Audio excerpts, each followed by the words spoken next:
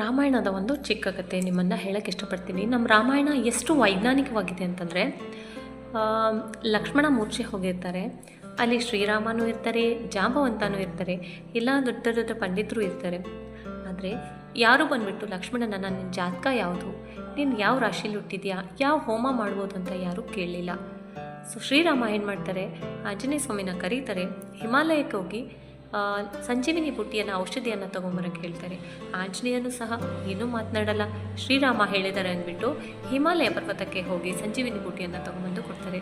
So ಅಷ್ಟು ವೈಜ್ಞಾನಿಕವಾಗಿರ್ತಕ್ಕಂಥ ನಮ್ಮ ಸಂಸ್ಕೃತಿ ನಮ್ಮದಾಗಿದೆ. ಸೊ ಇಲ್ಲಿ ಹಿಮಾಲಯ ಪರ್ವತ ಅನ್ನೋದು ಮೆಡಿಕಲ್ ಶಾಪ್ ಇದ್ದಂಗೆ, ಅಲ್ಲಿ ಸಿಗ್ತಕ್ಕಂಥ ಮೆಡಿಸಿನು ಸಂಜೀವಿನಿ ಬುಟ್ಟಿ ಇದ್ದ ಹಾಗೆ, ಹೌದಾ?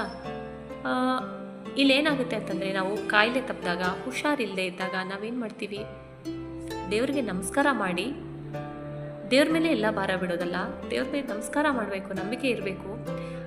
ಅದಕ್ಕೆ ಬೇಕಾದಂತಹ ಪ್ರೊಸೀಜರ್ನು ನಾವು ಮಾಡಬೇಕಾಗುತ್ತೆ. ದೇವ್ರಿಗೆ ನಮಸ್ಕಾರ ಮಾಡಿಬಿಟ್ಟು ವೈದ್ಯರನ್ನು ಕನ್ಸಲ್ಟ್ ಮಾಡಿ, ಅಥವಾ ಮೆಡಿಕಲ್ ಶಾಪ್ಗೆ ಹೋಗಿ ನಮ್ಗೆ ಬೇಕಾಗಿರ್ತಕ್ಕಂಥ ಮೆಡಿಸಿನನ್ನು ತೊಗೊಂಡ್ಬಿಟ್ಟು ನಾವು ತೊಗೊಂಡಾಗ ಮಾತ್ರ ನಾವು ಹುಷಾರಾಗೋಕ್ಕೆ ಸಾಧ್ಯ. ಬಟ್ ಇವೆಲ್ಲ ಮೂಢನಂಬಿಕೆಗಳನ್ನ, ಬೇರೆ ಮೂಢನಂಬಿಕೆಗಳನ್ನ ನಾವು ಮಾಡ್ಕೊಂಡಿರೋದು ನಾವೇನೆ.